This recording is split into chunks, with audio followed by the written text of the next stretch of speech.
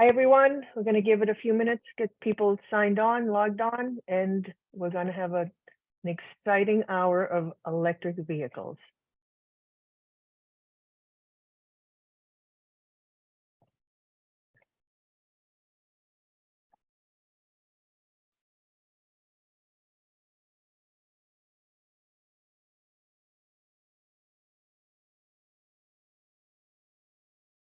Oh, there it is, 12. We've got a lot of people logged on, so I'm just going to get started. So thank you.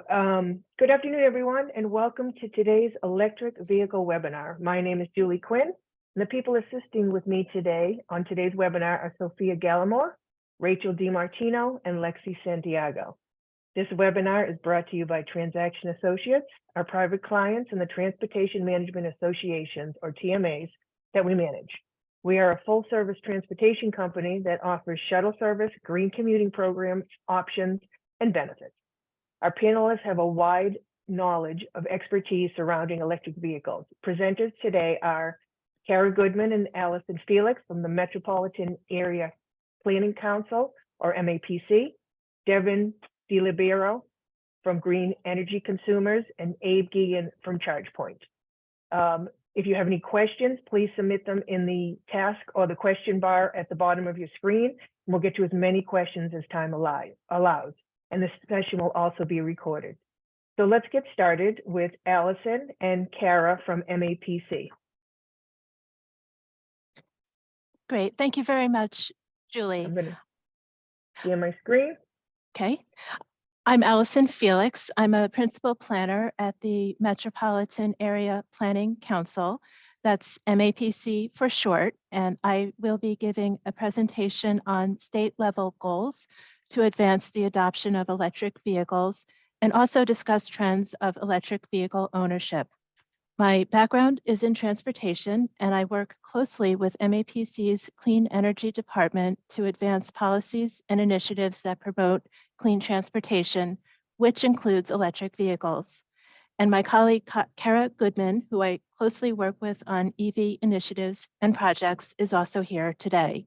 Next slide. So MAPC is the regional planning agency serving the greater Boston region. The agency provides technical assistance, planning expertise, and advocacy to its member communities, which are the 101 cities and towns in and around Boston. Next slide, please.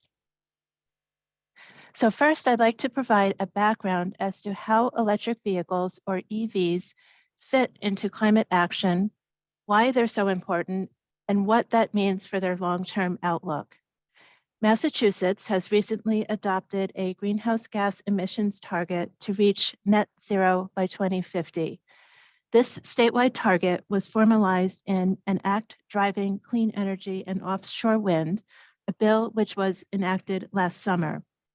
Net zero refers to the balance between the amount of greenhouse gas emissions produced and the amount removed from the atmosphere. This means that the emissions released into the atmosphere are equal to the emissions being removed or offset, resulting in no net increase in greenhouse gas concentrations. Net zero is a goal that is considered critical for addressing climate change and limiting global warming. This slide shows a pie chart of the sources of greenhouse gas emissions in Massachusetts. The blue wedge makes up transportation emissions and accounts for 42% of all greenhouse gas emissions. As you can see, transportation is the largest source and is almost as much as buildings and electricity production combined. Light-duty vehicles, personal cars, and light trucks are the source of about 60% of total transportation sector emissions. The point here is, if we are going to achieve the state's ambitious greenhouse gas emissions reduction targets, we're going to need to dramatically decarbonize the transportation sector. And that's where electric vehicles come in. Next slide, please. The adoption of electric vehicles is a key strategy for the state to achieve its ambitious reduction targets. To achieve net zero emissions by 2050, there needs to be essentially no internal combustion engines on the road by that time. In order to meet this timeline, the state adopted a mandate last year that would phase out sales of new internal combustion engines by 2035. This is something less than 15 years from now. The point here is that EVs are no longer a novelty. They're here now, and they will be an integral part of the future. So we must undergo a widespread transition to electric vehicles to decarbonize the transportation sector. Next slide, please. Last year, there were two noteworthy EV policy developments in Massachusetts. First, there was the enaction of an act driving clean energy and offshore wind last August, which was followed by the release of the Clean Energy and Climate Plan for 2050 last December. Next slide, please. The Act Driving Clean Energy and Offshore Wind is a comprehensive energy bill.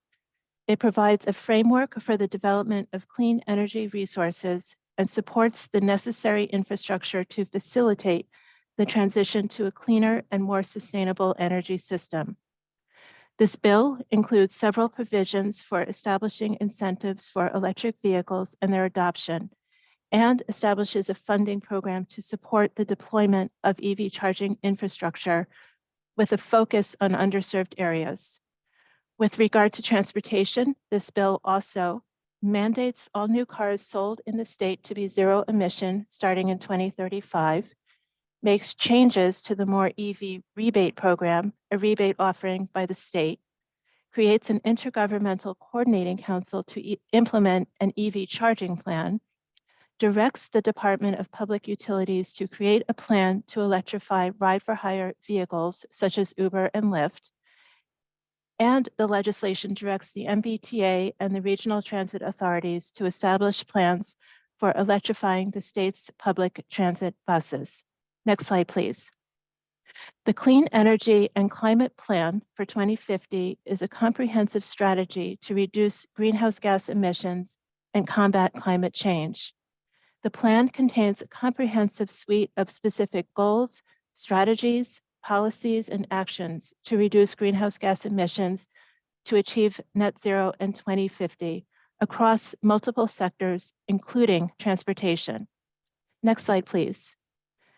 And last December, the Massachusetts Department of Public Utilities approved electric vehicle infrastructure programs proposed by Eversource, National Grid, and Unitil. This approval will enable the utilities to allocate extensive funding for electric vehicle charging infrastructure over the next several years for fleet, public, workspace, and essential residential customers. Next slide, please. The federal government has also committed to accelerate the transition to clean energy and reduce greenhouse gas emissions and passed a bipartisan infrastructure bill in 2021. The bill includes several provisions related to electric vehicles aimed at promoting their adoption and infrastructure development. These provisions include funding for EV charging stations, EV manufacturing incentives, tax credits for EV purchases, and funding for EV buses and trucks. Next slide, please. So where are we today with the number of electric vehicles and charging stations in Massachusetts? According to MassDOT, Massachusetts had an estimated 233,000 registered electric vehicles as of last month. This includes battery, hybrid, and plug-in hybrid vehicles. This number is about 4% of all vehicles registered in Massachusetts, which is about 5.5 million vehicles. When just looking at battery electric vehicles, there are about 44,600, which is approximately 1% of all vehicles registered in the state. Next slide, please. According to data from the U.S. Department of Energy's Alternative Fuels Data Center, there were approximately 2,300 publicly available charging stations located throughout the state. The vast majority of these charging stations are level 2 or not fast charger stations. Next slide, please. However, projections suggest that there will be an upsurge in electric vehicle sales due to declining EV costs, improved battery range, and expanded model availability. Last year, electric vehicle sales in the United States increased by 65%, with almost all growth coming from light-duty passenger EV purchases. Consistent predictions are that prices will continue to trend lower, thus fueling rapid EV growth. As of late last year, the US market currently has 86 electric vehicle models available for purchase. As more consumers learn about the benefits of electric vehicles, such as lower operating costs, lower maintenance costs, and reduced environmental impacts, the demand for and sale of EVs is expected to increase. Government policies and incentives will further support the expansion of the electric vehicle market and expedite the transition to a cleaner and more sustainable transportation system. With these recent state and federal programs, Massachusetts is well positioned to achieve net zero emissions by 2050. And with that, I'll pass the discussion back to Julie Quinn of Transaction. Thank you. Thank you so much, Allison. I think you're right. EVs are here to stay, and it is absolutely the way to go. So just to let everybody know that we will take questions after all of our presentations. And we also have an EV driver who's going to speak with us today. So with that, I'm going to turn it over to Devin Libero from, I just lost my train of thought, from Green Energy Consumers, and she's going to tell us a lot more about incentives and things like that. So Devin, all yours. Could you stop sharing your screen so I can share my screen? Yep. Stop sharing. There you go. Thanks, Devin. All right.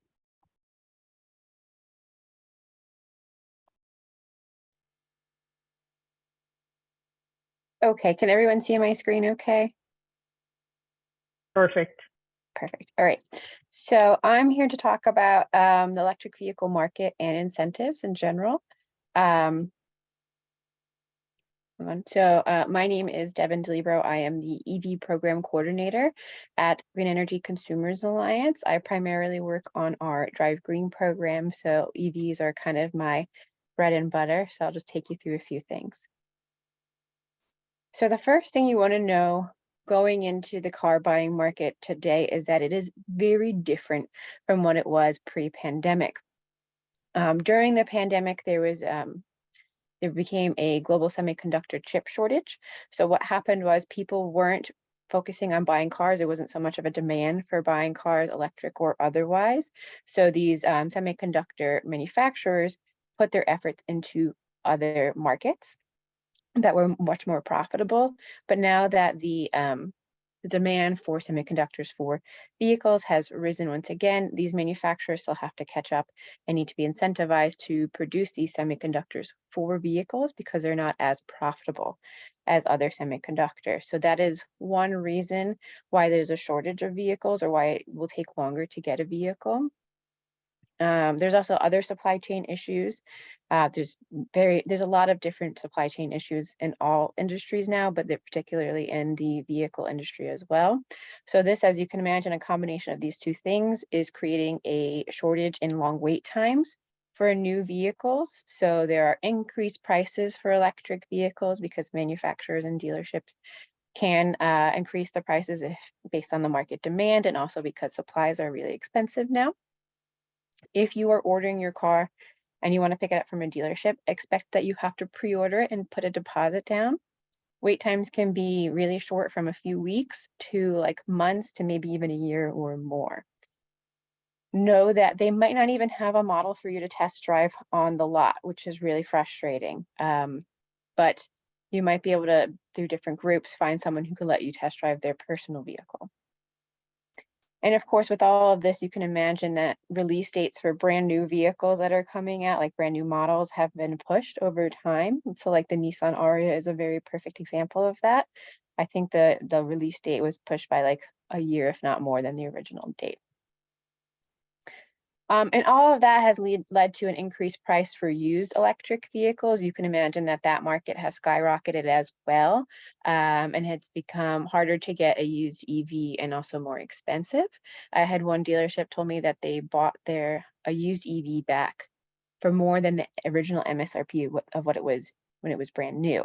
So that has lessened a bit, but it's still not where it was like pre-pandemic. Okay, and then I'm just going to talk a little bit about part of the infrastructure law, and you're going to see how this comes into play when I talk about the tax credit.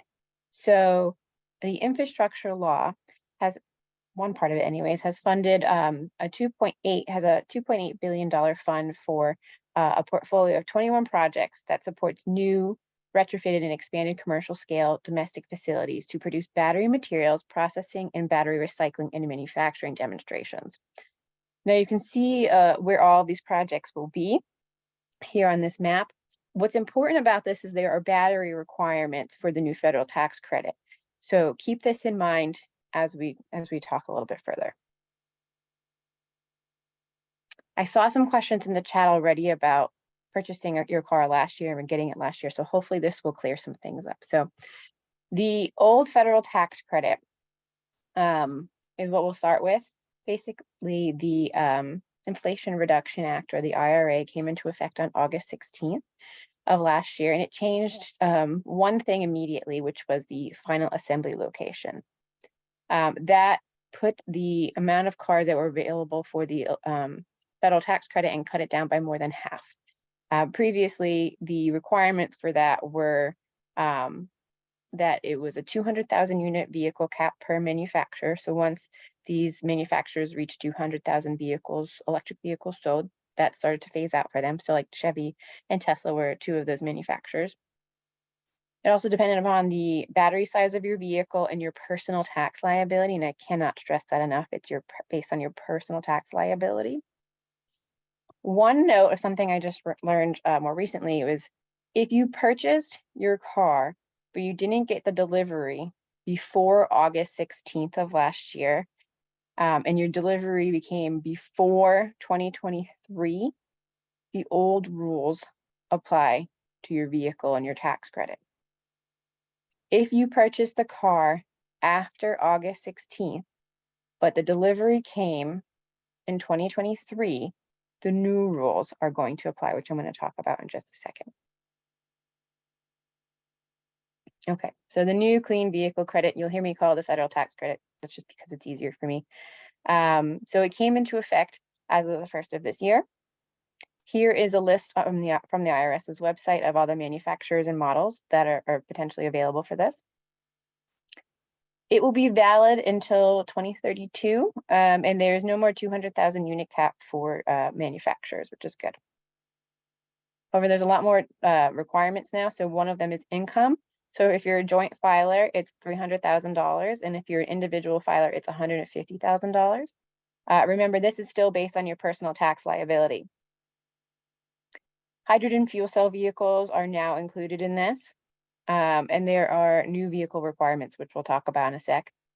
And then there is something on the IRS website for a VIN lookup. So you can take the VIN number for each individual car to guarantee that it fits within all the requirements for the new clean vehicle credit. So just keep that one in mind.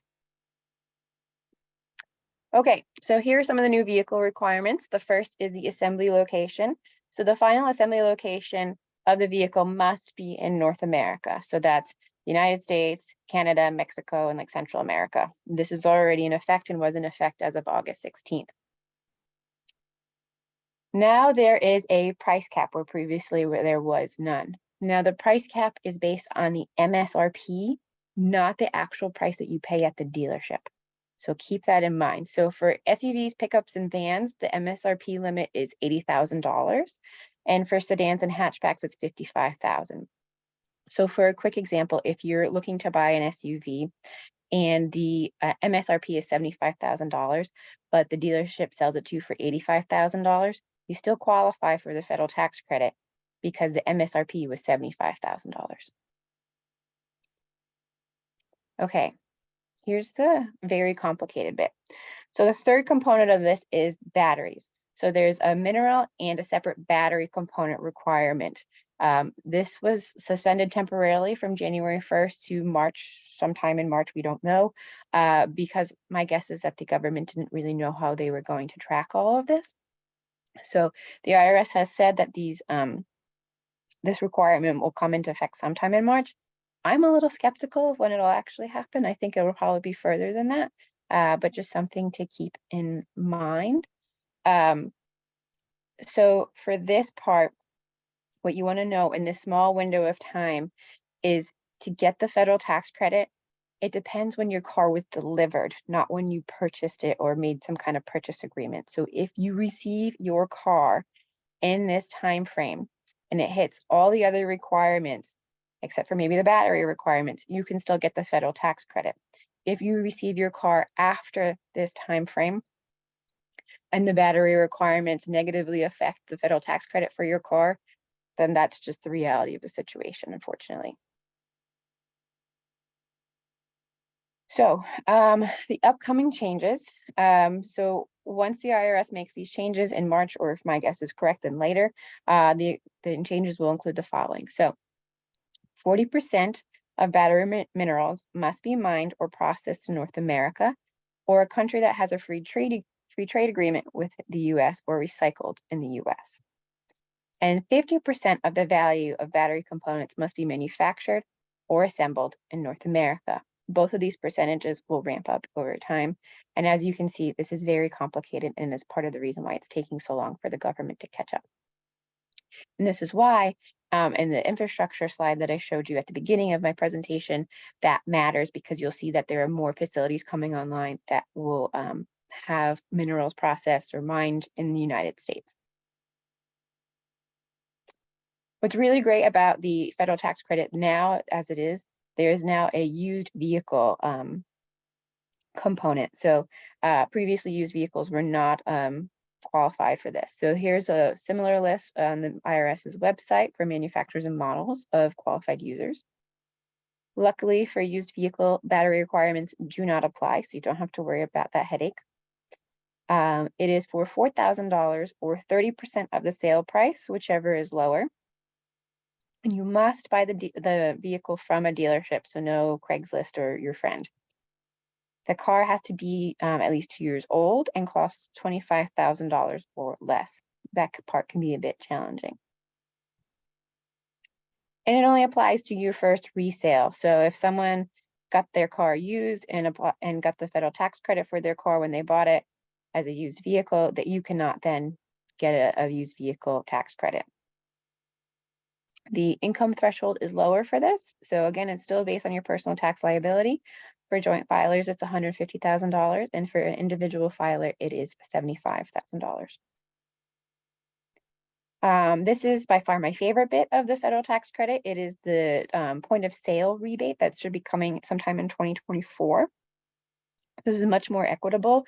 So it changes it from a personal tax liability issue. So the consumer can choose to transfer the tax credit to the dealership.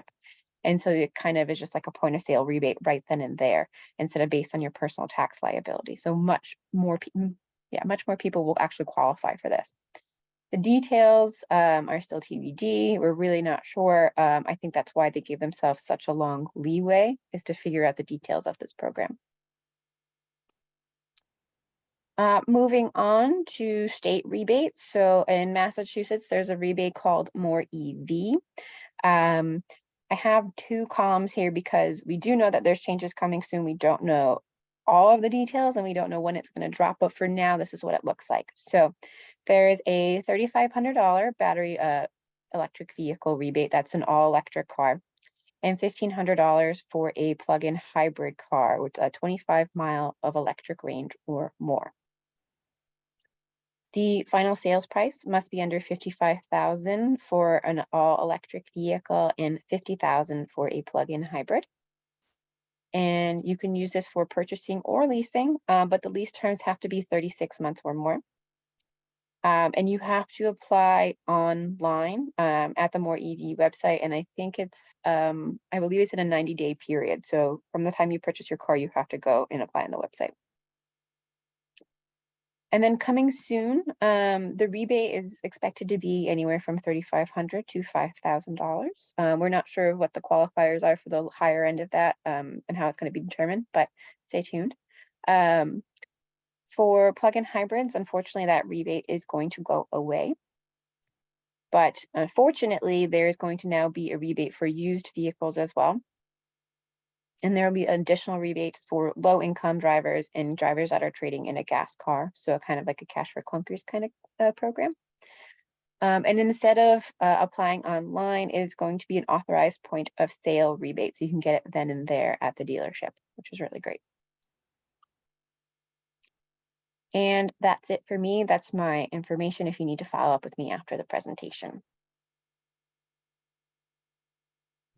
Fantastic, Devin. Thank you. That's a lot of information and detail. So I appreciate that. And again, we can send out everyone's contact information. So if you do have direct questions about any of these presentations, you can ask them directly. So thank you, Devin. That was fabulous. And next, we're going to go with Abe from ChargePoint, and he can give you a little bit more details about charging and what goes on with charging. So Abe, all yours. Thank you very much. I'm going to share screen here. Excellent. Are you able to see? Whoop. Here we go. The PowerPoint Perfect. at this point? Yep, perfect. Everyone good? Okay, good. Yes, thank you. Well, number one, thanks for having me and MAPC team and Green Energy Consumers. A lot of good, interesting details there. I'm going to be looking into the following car here to get an incentive on that. So that's great. What I'm going to be going over today is mainly EV charging, what that looks like for commuters like yourself, workplace environment, what the incentives look like, so on and so forth. But I'll start off with, ChargePoint overview, what we are as a whole relative to the market, what it looks like in mass, basically what it looked like in 2021 versus 2022. Adoption rates are definitely picking up. Install rates are definitely picking up as well. How to find an EV charger via the app or other apps as well. And then EV charging incentives for Massachusetts and for residential customers as well. So lots to go over. I'll start off with my introduction. My name is Abe Guillen. I'm an account executive at ChargePoint, and I manage our EV charging effort rollouts and sales from Massachusetts, or for Massachusetts, Vermont, New Hampshire, and Maine. I'm based out of Boston, so been working out of that location a lot and have plenty of customers who I work with directly. Some of them might be you on this call right now, and I don't even know it. So nice to meet everybody. Quick company overview. So ChargePoint started in 2007. We were a software company, essentially putting our brain into all these other hardware companies, that being, the GE, the Bosches. And we quickly realized that wasn't a scalable solution because two different companies working together, one being a manufacturer and then a third-party software. What we experienced was GE and Bosch ended up backing out of the industry, and the end users ended up suffering with not having EV chargers that were fixable, replaceable, and the software obviously was just the software. So we not only do we develop our own software now, we also manufacture our own hardware, but also on top of that, provide a preventative maintenance package and service on top of that. So, we ran into the part where we couldn't fix these because the manufacturer wasn't able to give us parts. Now we're the manufacturer and we can go fix these and keep these up and running and be reliable for end users. So that's very important, the follow through factor of like once installed, they're in and reliable, very key. We work in North America and Europe, so quickly growing, and about 1,600 employees. So quick overview and kind of what I just explained already. We're software, hardware, and services. So a full turnkey solution, one-stop shop on basically one throat to choke as well. If any issues arise, you call one company to fix the issue. It's all we do. We concentrate on EV charging. We try to make a really good end user experience for everyone and how that works. So you can see our lineup here of what EV chargers we specifically have. Maybe a lot of you have our home charger at home. That's specific to mainly residential, or if you have your own driveway to use. everything here in orange is our commercial services. So you can cover, your fleet chargers, your public facing chargers. This is a European model looking. And we also have our fast charging and ultra fast charging. So those are options that you can move into. And if it's a whole portfolio you want to work with, where you have fleet versus workplace versus a fueling convenience location, it doesn't matter. We can cover the whole gamut and have one single platform to monitor everything on. So it makes it easier to manage, especially with such a quickly growing industry. So that's enough about ChargePoint.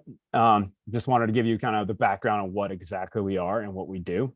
But wanted to really talk as well. What is Massachusetts looking like across the industry? How fast is it growing? The year-over-year growth is pretty astounding. If I'm just talking ChargePoint plugs here, you can see these numbers here. Every little bubble has a certain set of numbers in it. That's the number of charging stations, ChargePoint charging stations that are out there. We see a 40% year-over-year growth from 2021 to 2022. And if you just keep compounding that number for the next 5 years alone, it's going to be a lot of chargers out there in general. That number is pretty big on the commercial side, 7,000 plus chargers out there. Not every single one is available to the public. So a lot of what our software allows you to do is, if you want to keep these chargers specifically for your employees, you can hide them from the public. So even if someone comes and finds that charger in your parking lot, if they don't have that code that you give them as an owner and operator of these stations, they can't even activate the station. Having said that, you can allow guests, you can open it to the public. A lot of that allows you to, that flexibility allows you to qualify for incentives that are out there. So very important factor. You can hide it, get less incentive, or leave it open to the public, get more incentive. So really it's up to you on, what does budgeting look like, so on and so forth, and we can help you fine tune on that end.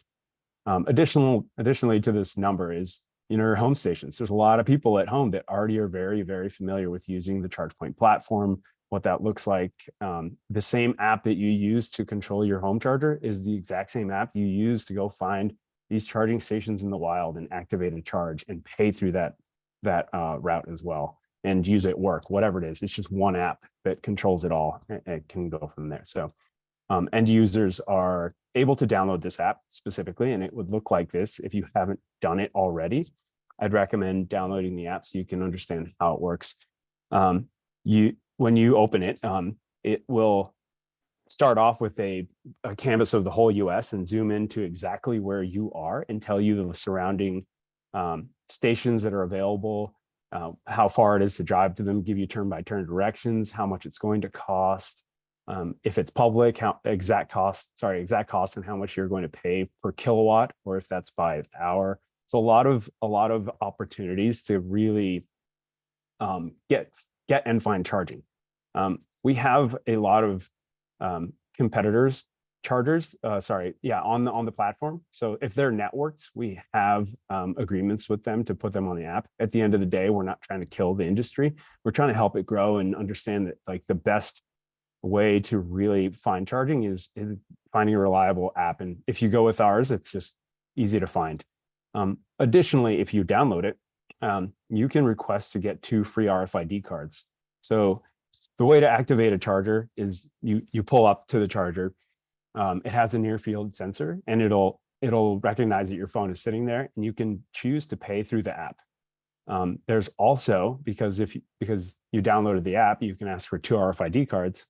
Those RFID cards can be tied to your app and your bank account. So those can live on different keychains that you can hand to your kids if they have your electric vehicle or something of that sort, an employee, whatever it is. Instead of handing them your phone to go charge somewhere, you can just get the keychain here, take the keychain, take the card, go for it. It'll still charge your bank account, the one that you have tied with it. So a lot of good touch points on the app. Once again, I'd recommend downloading it. The other app that I recommend as well, it's not on here, it's PlugShare. That's a open source, crowdsourced app that will show you non-network stations as well. So there's a lot of non-network stations out there that you don't really know how they're conditioned until you drive to it. So it'll tell you it's there. It'll tell you that it has charged potentially a car before within a certain date, but you don't know if it's available. You don't know how much it's going to cost, or sorry, it's not going to cost anything because it's just a plug that you can pull up to. But if it's down, that's kind of something you don't really want to be driving a certain distance all the way to get there just to find out the station's down, non-functional. And if you were relying on that, that's really not a good thing. So that's a really big difference, I think, between, if you download the ChargePoint app, you can see all of ChargePoint app, chargers plus our competitors that are networked, versus the plug share, which has us on there as well, but also these non-network chargers. So two different apps. I think those are the top two that you can really rely on to find EV charging. There are some cars that have our in-dashboard capabilities. So Volvo has our app within that. So it'll just push to your inboard dash, just similar to the way Google Maps or Waze does in your car right now. So a couple other OEMs, manufacturers, auto manufacturers are going to be doing that soon with us as well. So really, really nice and easy, user-friendly app to be using. More on this. Basically, the app is something I'd recommend to download. I guess I didn't mention as well, you can also pay through tap to pay through your credit card. So if your card has a chip on it, our stations have the near field sensor that will recognize the chip in your card. So you don't actually need the app as well. It'll understand that someone's trying to pay with a card instead. Additionally, I didn't mention the watch, but if you have a watch, we can, with the app downloaded onto it, you can pay that direction or that way as well. So we're talking incentives. When we're talking to it's two different ways to look at it. It's mainly personal residential, or we're talking commercial. When we're talking personal residential, it's your garage, your personal driveway, and we're really pointing you towards that ChargePoint HomeFlex opportunity. It's a Wi-Fi enabled charging station where you can set it to charge to not charge during peak hours to qualify for incentives through utilities. I'll talk on that here in a little bit. You can also set it to work with your Alexa. So if you say, hey, Alexa, start charging at 8 p.m., 9 p.m., or only start charging at midnight, so then you're way off in off-peak hours, it'll do that for you. A lot of nice features within the home station app, and there's no software really needed that you need to pay yearly basis. It comes standard downloaded free software that comes with the home station. Highly rated app, charger to use in general. When we're talking commercial, workplace, multifamily with more dwellings, more families than one, commercial real estate, fleet, appealing convenience, or retail, we're talking everything here to the right. As I mentioned earlier, we have the fleet applications, the used or shared parking station, and then our fast and ultra fast charging opportunities that you can put in there. So two different things when we're talking incentives. Let's start with incentives for the personal residential in Massachusetts. Right now, I'm giving an example for what that looks like for down here, but let's start with the federal one. So right now there's a 30C tax form, or the IRS tax form 8911, listed it here.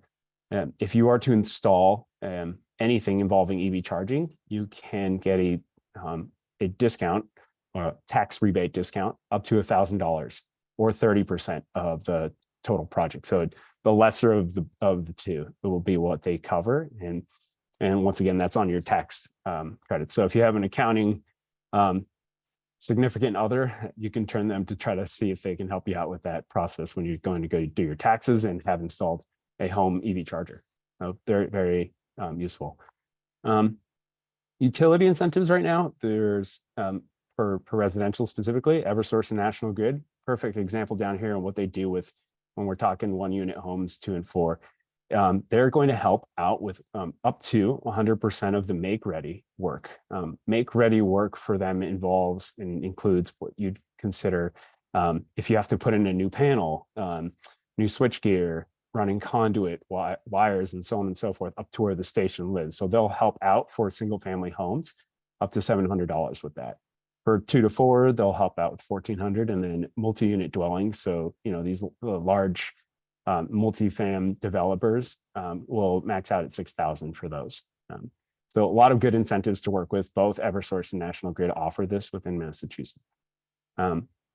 They also are going to be helping out with some of the incentive dollars for the actual charging station. So before, like I mentioned, they were only helping out with the make ready work.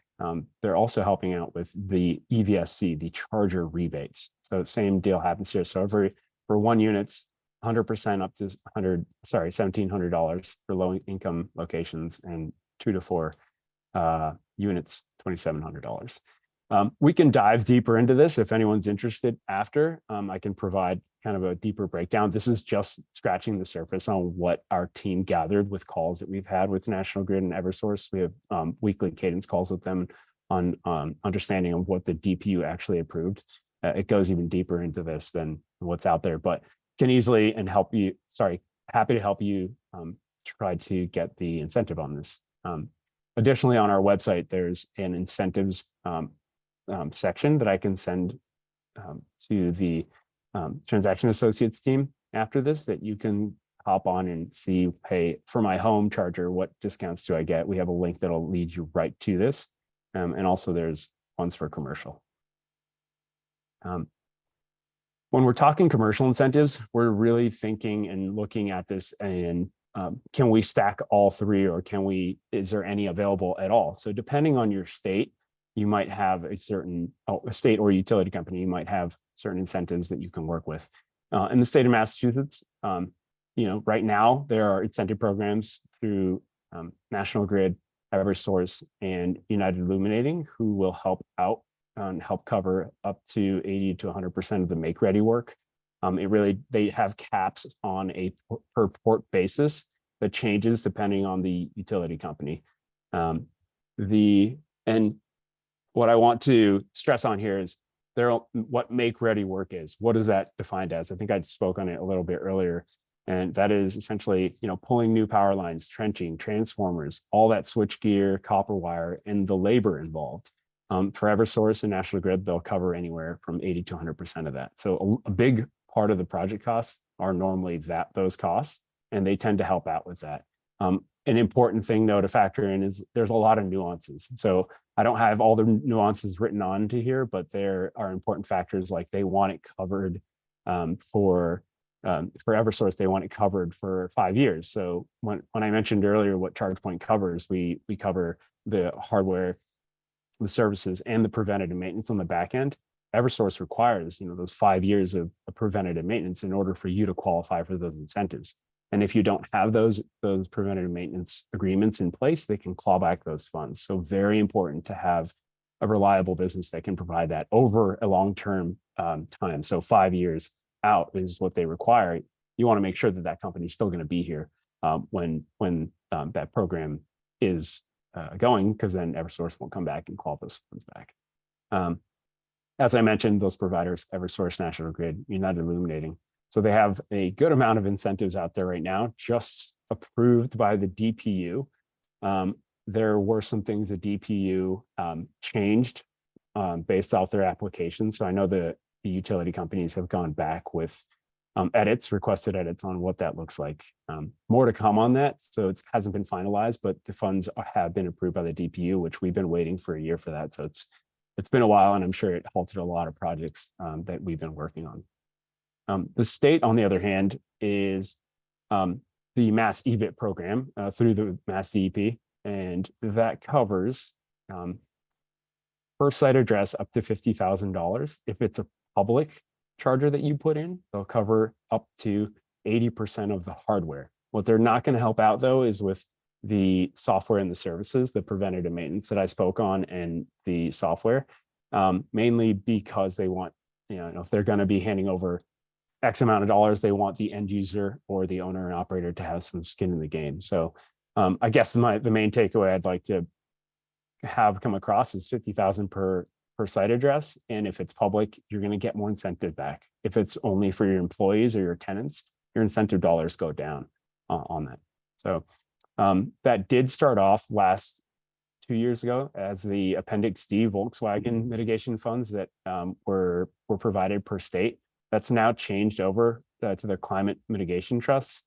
Basically, that's coming from someone who is very generous, and they have donated the $14 million to keep this going. So kudos to that person and that trust in general to keep, green energy going for us. Lastly, federal.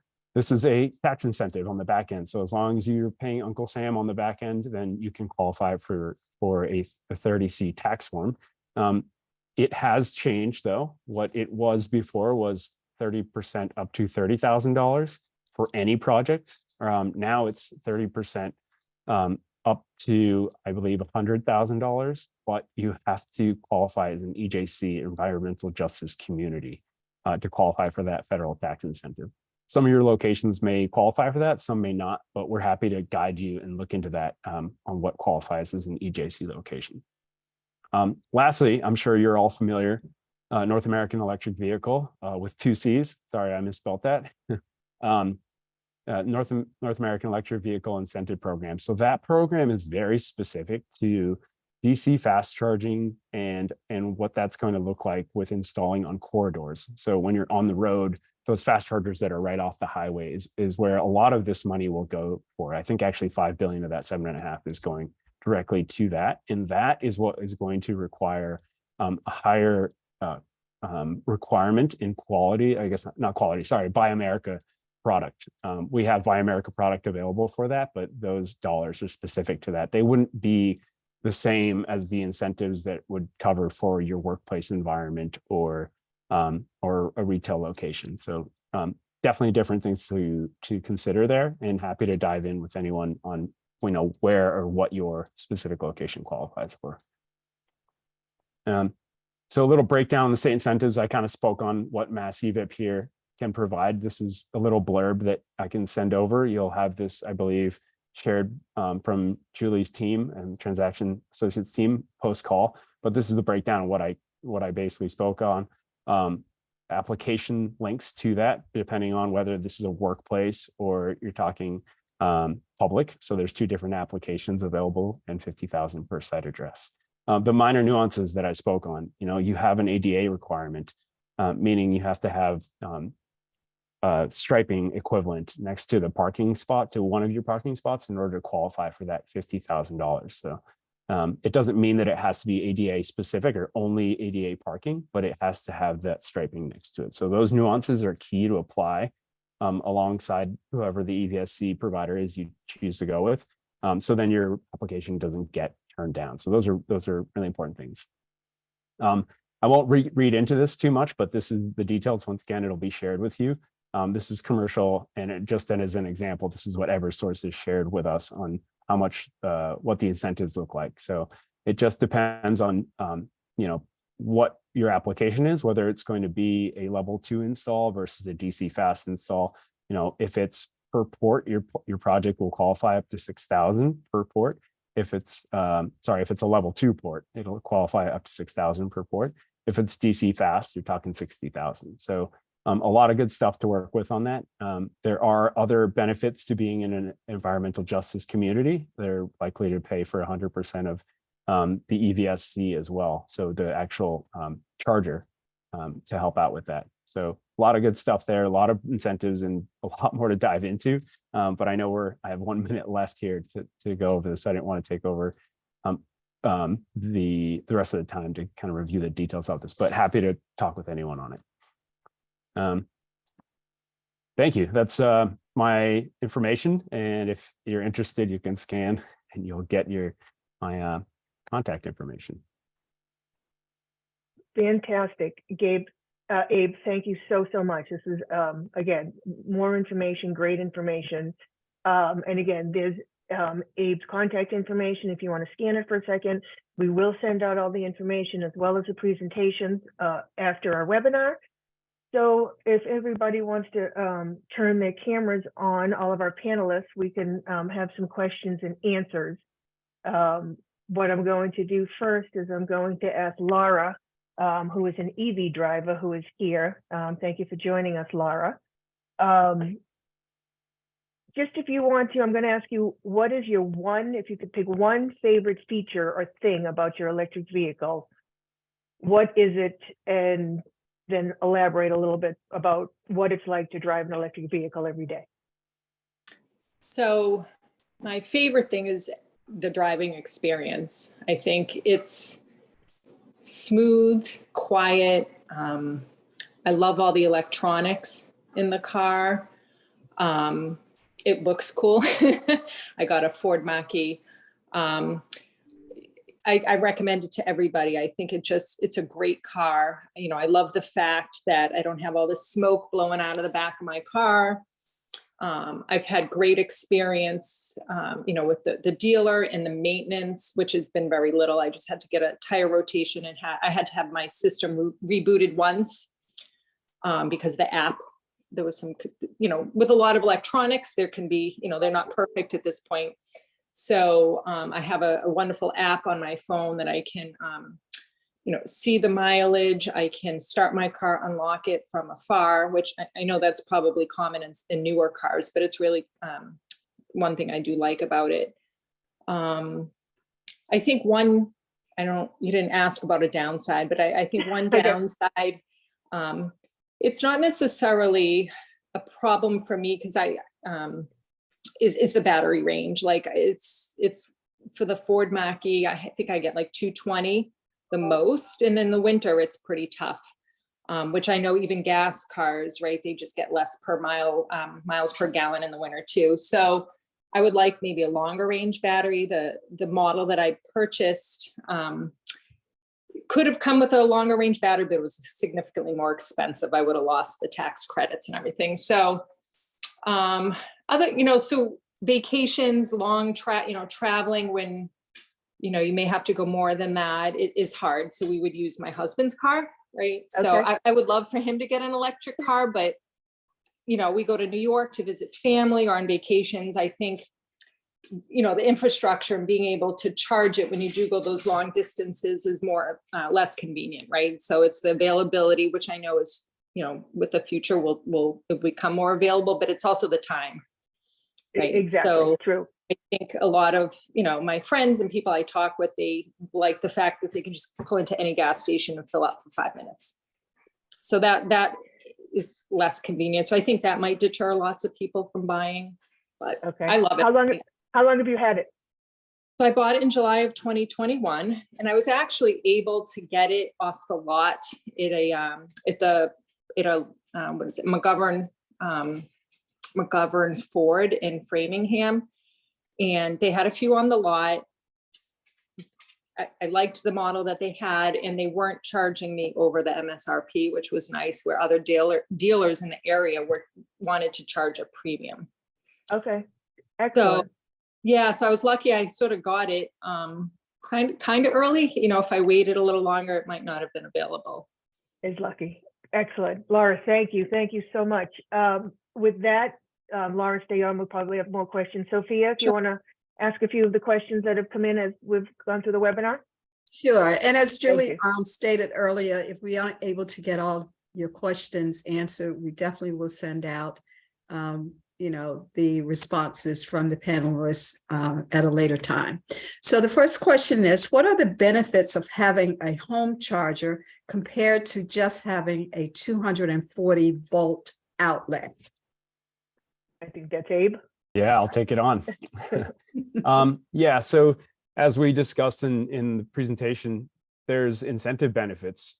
You're going to be incentivized to have, if you just have the plug, let's call it an extension cord to your car, you're paying that utility rate at your cost. But if you have a smart charger where you can qualify for demand charge hours, where you can tell the charger to not charge during those hours, incentive programs within Eversource and National Grid will give you a decreased power cost on top of that.